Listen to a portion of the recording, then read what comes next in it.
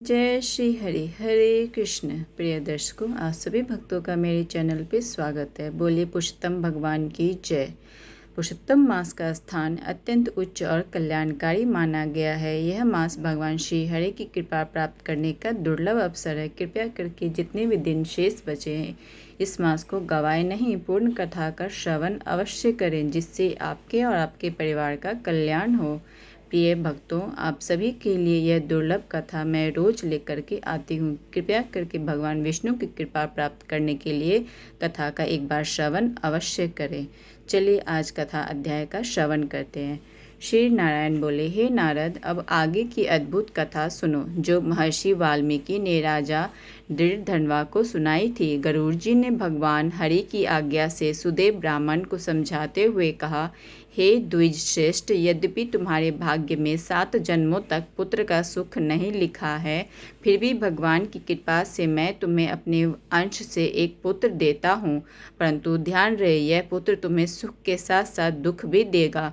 गरुड़ जी ने आगे कहा, मनुष्य का जीवन जल के बुलबुले के समान क्षणभंगुर है। इस नश्वर शरीर को पाकर जो व्यक्ति भगवान हरि का स्मरण करता है वही वास्तव में धन्य है। संसार सागर से पार लगाने वाले केवल भगवान ही हैं, अतः उनके स्मरण में स्थिर रहो।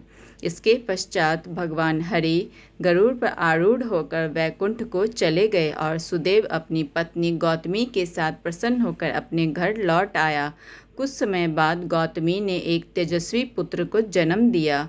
उस बालक का नाम शुकदेव रखा गया, क्योंकि वह शरद पूर्णिमा के चंद्रमा के समान तेजस्वी और मन को आनंद देने वाला था। समय के साथ वह बालक बढ़ने लगा और उपनयन संस्कार के बाद वेद अध्ययन में प्रवृत्त हुआ। उसकी बुद्धि तीव्र थी और उसने शीघ्र ही समस्त विद्या प्राप्त कर ली। एक दिन महान तेजस्वी देवल ऋषि वहाँ पधारे। सुदेव ने उनका आदर सत्कार किया। बालक को देखकर देवल ऋषि अत्यंत प्रसन्न हुए और बोले, हे सुदेव, तुम अत्यंत भाग्यशाली हो। तुम्हारा पुत्र गुणों का भंडार है, बुद्धिमान और विनीत और वेदों का ज्ञाता भी है। किंतु कुछ क्षण बाद देवल ऋषि गंभीर हो गए और बोले, इस बालक में एक दोष है। इसकी आयु अल्प है। यह 12वें वर्ष में जल में डूबकर मृत्यु को प्राप्त होगा। यह सुनते ही सुदेव और गौतमी शोक से व्याकुल होकर भूमि पर गिर पड़े। सुदेव विलाप करने लगे। तब धैर्य धारण कर गौतमी ने अपने पति को समझाया, हे स्वामी, जो होना निश्चित है उससे भय करना व्यर्थ है। संसार में राजा नल, राम, युधिष्ठिर जैसे महान पुरुषों ने भी दुख भोगे हैं। इसलिए शोक को त्याग कर भगवान हरि का स्मरण कीजिए, वही हमारे रक्षक हैं। पत्नी के इन धैर्यपूर्ण वचनों को सुनकर सुदेव ने अपने मन को स्थिर किया और भगवान के चरणों में ध्यान लगाकर पुत्र वियोग के भय को त्याग दिया। इसी के साथ यह कथा यहाँ पे समाप्त होती है।